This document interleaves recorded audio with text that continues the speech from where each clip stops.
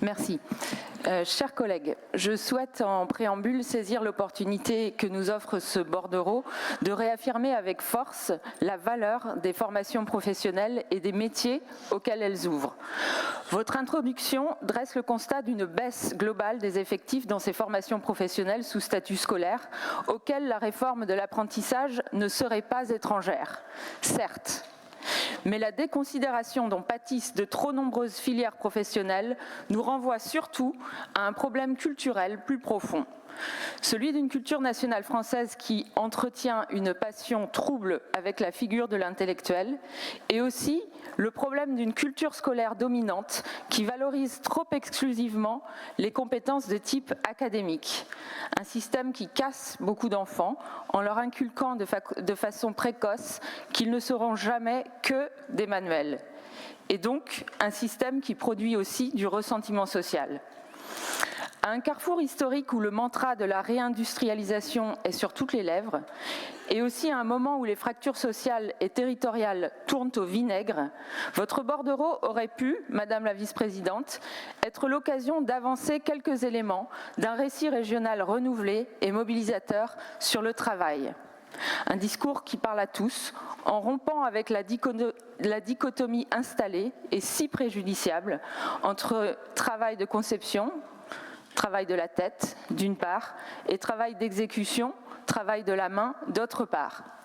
Comme l'a écrit Simone Veil, la philosophe, pas la femme politique, exactement dans la même mesure que l'art et la science, bien que d'une manière différente, le travail physique est un certain contact avec la réalité, la vérité et la beauté du monde.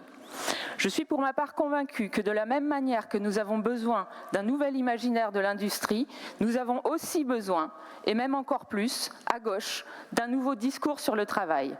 Votre bordereau n'en saisit pas l'occasion, nous offrant en préambule quelques lignes arides qui frisent l'adéquationnisme.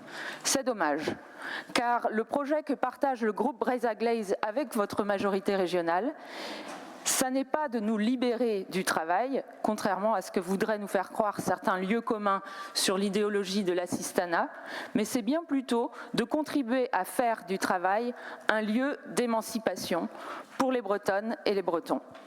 Et cela commence non seulement par les compétences, mais aussi par les valeurs, le sens, le sentiment d'utilité sociale qui sont forgés pendant le temps crucial de la formation.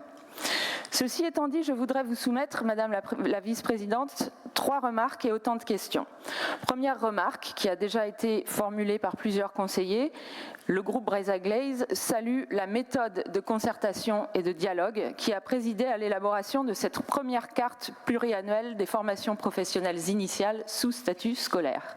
Nous sommes particulièrement sensibles à la dimension territoriale de cette concertation, à travers les autodiagnostics qui ont été opérés par les établissements eux-mêmes, mais aussi à travers la mobilisation des commissions territoriales emploi-formation. Deuxième remarque, dans le sillon de l'intervention de Valérie Tabar sur le PRIC. Nous cherchons en vain dans ce nouveau dispositif pluriannuel une véritable impulsion prospective.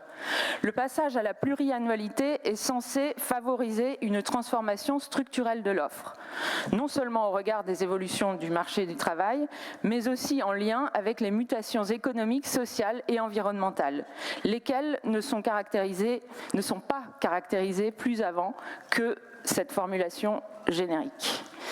3 priorités sont clairement posées, mais pour lesquelles l'exercice d'anticipation stratégique tourne court. Je ne donnerai qu'un exemple qui concerne la priorité accordée aux formations industrielles. 2 formations nouvelles sont prévues pour les industries de process, notamment la plasturgie et les matériaux composites. Les perspectives de substitution des dérivés des hydrocarbures n'apparaissent nullement pour ces secteurs de formation, pourtant concernés au premier chef par les transitions énergétiques et environnementales. Et d'ailleurs, pour ces formations, vous n'indiquez pas dans votre justificatif, dans les items qui apparaissent, que les transitions énergétiques et environnementales sont un sujet. Troisième remarque, qui concerne le plus directement la nature du document, et elle a été soulignée par Goulven Wallick, ce document qui s'annonce comme une carte et qui devrait donc nous permettre d'apercevoir le panorama global des formations professionnelles initiales sous statut scolaire. Ce n'est pas le cas. Nous ne voyons pas l'articulation avec l'apprentissage stage et surtout, le cadre fixé par l'État étant celui d'une constriction des moyens et de l'imposition d'un nombre constant de formation, de filières de formation dans les lycées publics. Organiser le débat aujourd'hui sur les ouvertures de formation sans mettre en face la cartographie des fermetures n'a que peu de sens. Il n'est pas possible de se satisfaire de ce jeu à somme nulle dans lequel il manque l'un des deux termes nécessaires à la résolution de l'équation. En découle une première question, Madame la Vice-présidente. Attendez-vous donc que nous rejouions le débat d'aujourd'hui dans 6 mois, lorsque vous nous présenterez les fermetures ? Deuxième question sur la méthode à venir. Quels moyens d'animation allez-vous mettre en œuvre afin de garantir la mobilisation tout d'abord des établissements, pour qu'ils aient voix au chapitre, mais aussi et dans la durée de la pluralité des acteurs, branches professionnelles, entreprises. On sait qu'elles sont concernées au premier chef sur la question des stages de CAP à l'échelle de chaque territoire breton. Et quels outils de suivi et d'évaluation de l'effectivité du dispositif prévoyez-vous? Enfin et troisièmement, un faisceau de questions se rapportant à l'ambition, ambition que nous partageons, d'aménagement du territoire qui est affichée dans cette carte des ouvertures. Nous avons 24 ouvertures sur 48 qui posent l'aménagement du territoire comme justification affichée.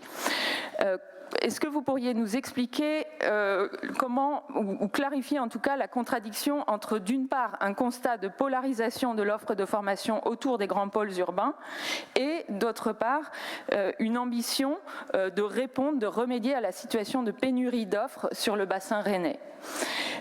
Deuxième question d'ordre terminologique, quelle différence faites-vous entre aménagement du territoire et rééquilibrage territorial de l'offre? Nous n'avons pas bien saisi la nuance.